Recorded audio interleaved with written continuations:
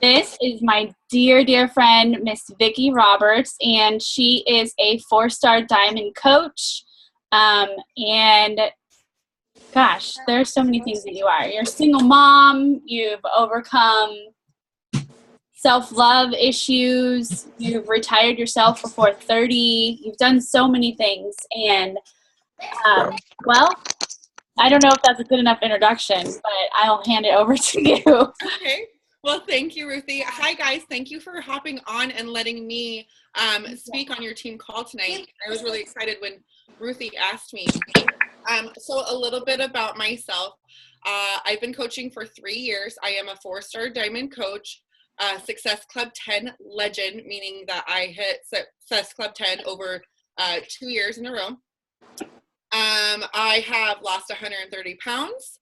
I have struggled and still struggle with, but overcoming self-esteem issues and lack of self-love. Yeah, that's a little gist. So a little bit. So I'm going to share a little bit about my story before I talk about why it's so important to talk about your story. So when I first heard about Beachbody, my best friend that I've known half my life, she was doing this program called Turbo Fire. And I was at the point in my life where I plateaued. I was 268 pounds at my heaviest. And I started working out at the gym because I thought the only way you can lose weight is hop on an elliptical machine for hours on end a day. I knew nothing about nutrition. I knew nothing about support. I was in a very unhappy marriage, and going to the gym was kind of like my escape. But I remember hopping on the elliptical for my very first time, weighing 268 pounds, and I couldn't even make it 10 minutes. I cried the entire time. It hurt. I felt ashamed. I felt embarrassed. It sucked. But it was like my way out of my home, where I felt a little bit better about myself since I was in a happy marriage. And so I ended up going to the gym over and over again. Every single day I would leave my son at home or in the daycare 2-3 hours at a time, and I hated it. I hated working out at the gym, but I did it because that was the only thing I knew. After 2 years I did lose 60 pounds, but I plateaued around 200 pounds. And I remember, like I said, I remember my girlfriend posted a photo of her day 1 and day 30 pictures of her doing Turbo Fire.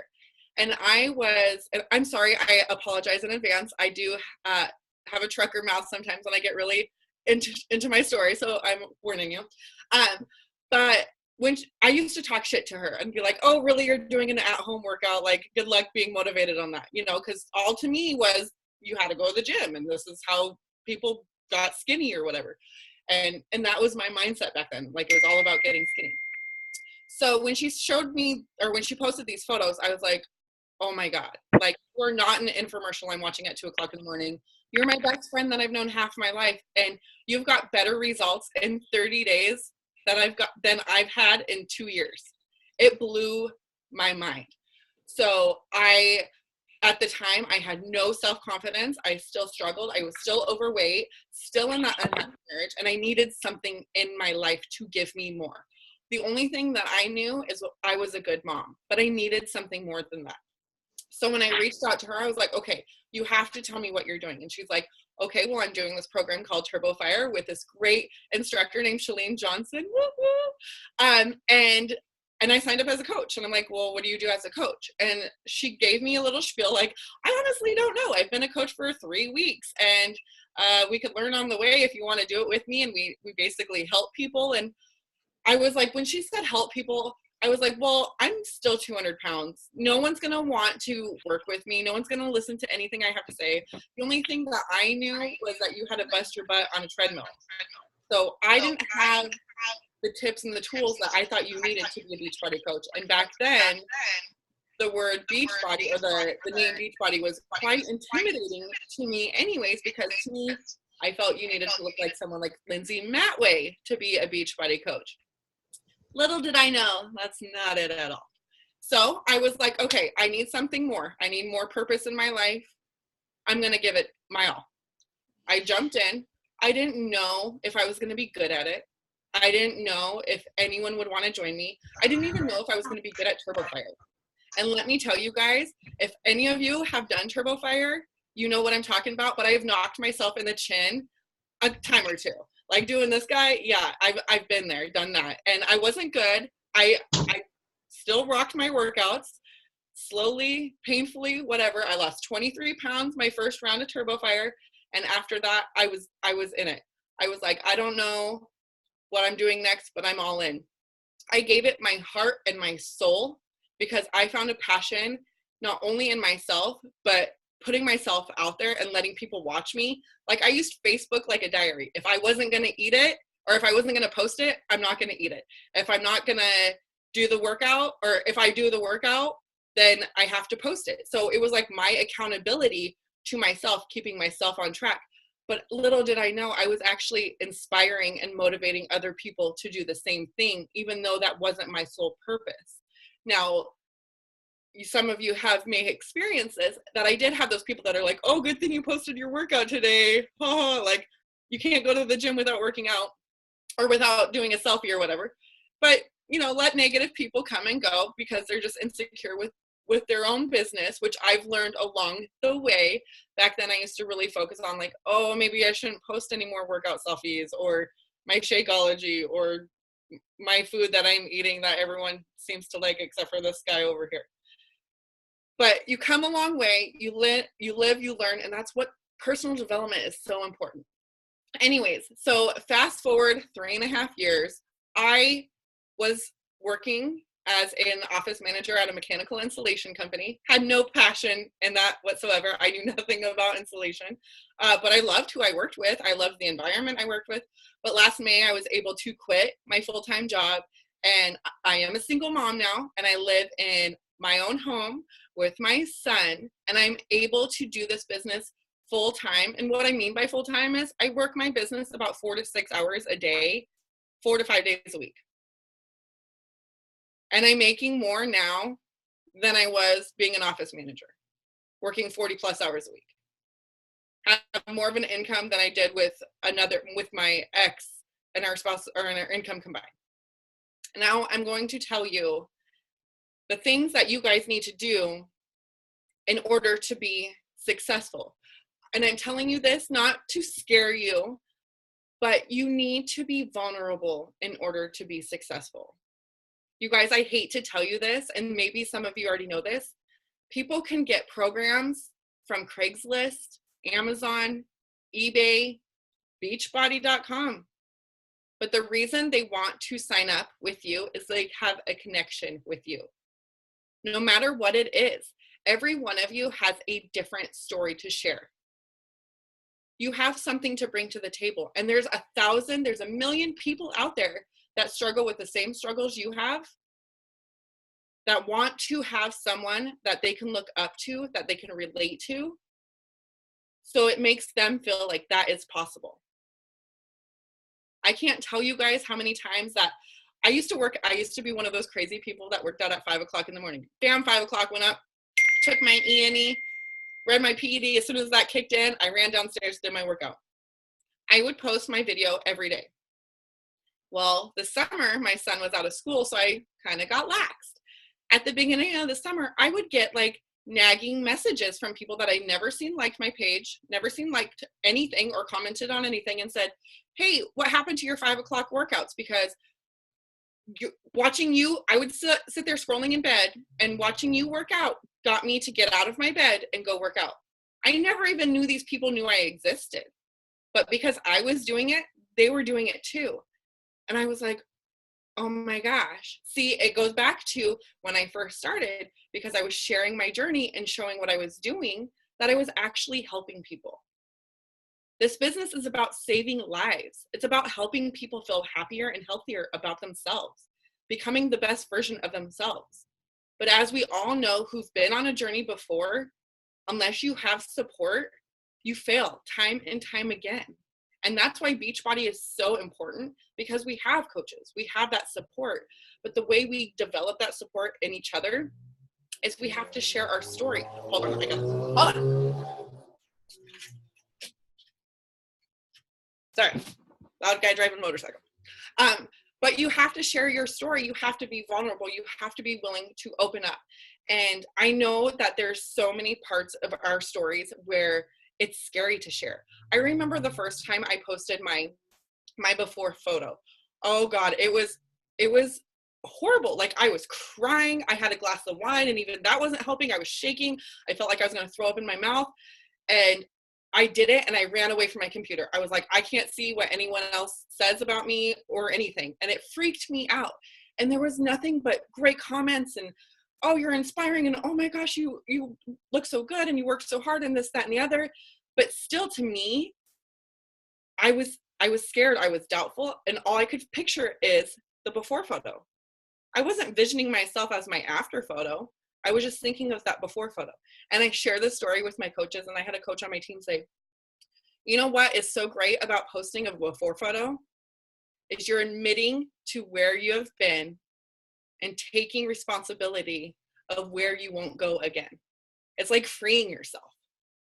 And so when she said that to me, I was like, you're right. When you share something vulnerable, you're taking responsibility for it, and you're opening yourself up for people to connect with you. You're inviting them into your life. So when you sit there and you're like, I'm scared to share this about myself, I want you to ask yourself this. If you absolutely knew without a doubt that you would save at least one person's life just by sharing one part of your story, would you share it? I'm serious, because there's so many different stories. There's so many different struggles. There's so many different outcomes out there. Every single one of them is relatable. No matter if you think it or not, I'm telling you the truth. Redheads don't lie. But I want you to think to yourself that if you put yourself out there just a little bit, I'm not telling you to dump everything out in one post. Sprinkle it in. And when you start doing that, people start connecting with you more. They start wanting to watch you more. They start wondering what you're doing and how you're doing and what it is that you're doing and why are you doing this Beachbody stuff and where you're going with it. Maybe they're not going to sign up with you today. Maybe they're going to watch you for a week or a month, but they're going to stick with you because they have something relatable to you.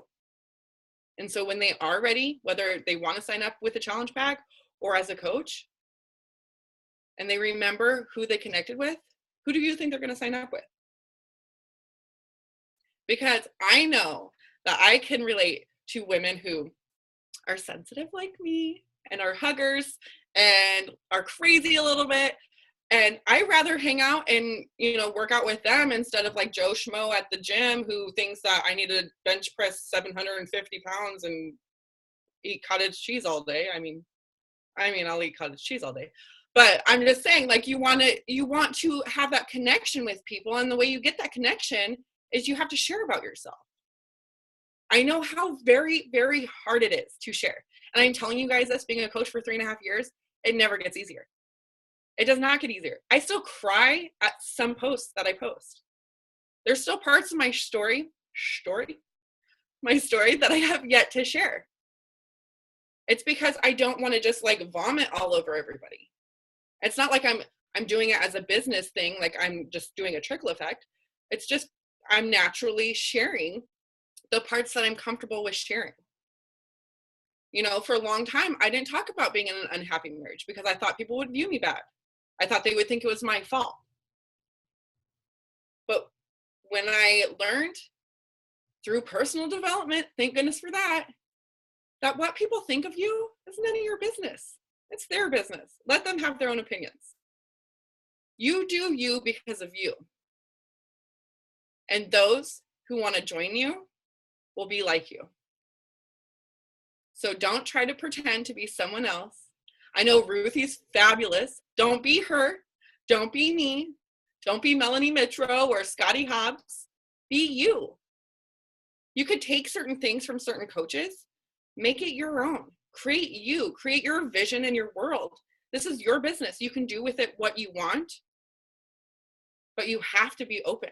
You have to be honest, and you have to be willing to be vulnerable, as scary as it sounds. But if you've ever listened to one of the top coaches, they have shared some deep shit. I did it again. They have shared some stuff that's scary. And we put our lives and our souls on social media. And that's scary because you're opening yourself up for anybody to comment. But just remember, if it would save one person's life, post it. Hold on. I have notes. Okay. So I don't know if any of you guys bring pen and paper, but I have a couple notes, little tidbits. Okay.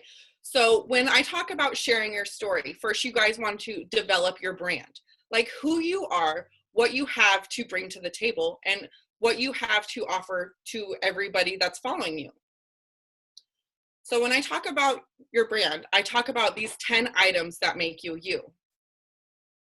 Number 1 through 5, or your non-negotiables in your life, like your priorities, things that you absolutely cannot live without. Is it your family? Is it religion? Is it fitness? Is it personal development? Whatever it is. Number 1 through 5, you have 5 non-negotiables. These are things you absolutely cannot change in your life. Number 6 through 8, thank you, Ruthie. Number 6 through 8 is your biggest struggles.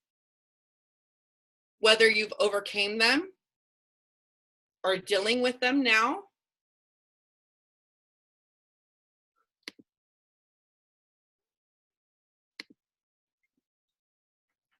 But so 3 of your top biggest struggles. And then the last 2, number 9 and 10, is things that you can count on that make you feel good, that make you happy. Mine are dancing and driving with the windows rolled down and music blasting.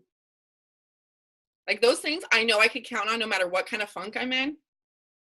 As soon as I start doing some sighs, I'm like, yeah, much better. So those 10 things are you. And when you look at them, this is actually going to be your ideal coach and your ideal customer. They're going to have things on this list, but you won't know that unless you share these things. When you guys post, I always tell my coaches, post 3 to 5 times a day, at least.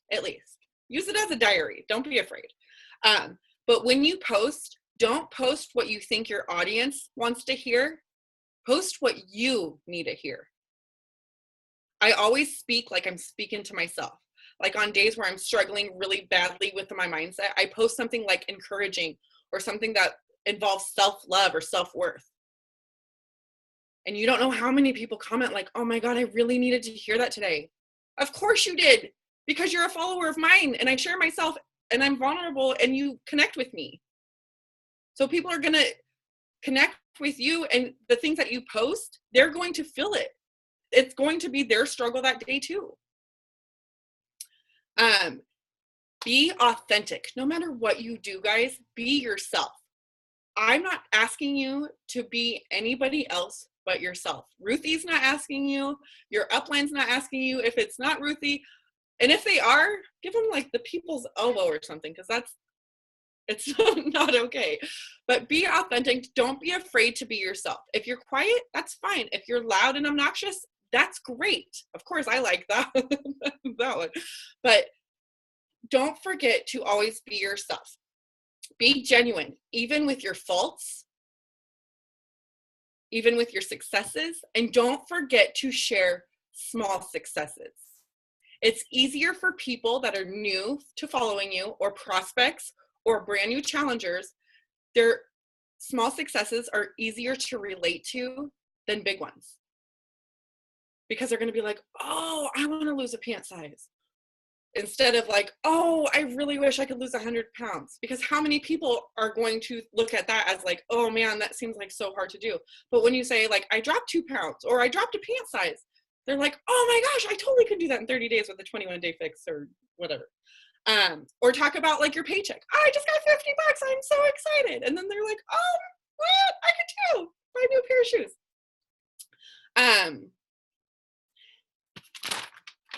I'm a little all over the board. Okay. So when you talk about the things that, I'm going back to your brand here, the things that make you you, make sure that one of your posts every day, you're talking about one of those things, the good, the bad, and the ugly. But when you post about your struggles, make sure you don't leave it as a negative, if you know what I mean. Like, I'm going to share a little thing. Okay, so when I started my journey, I was a wife at the time, and I would only post like, you know, healthy foods and paleo this and yada, yada, yada this, whatever.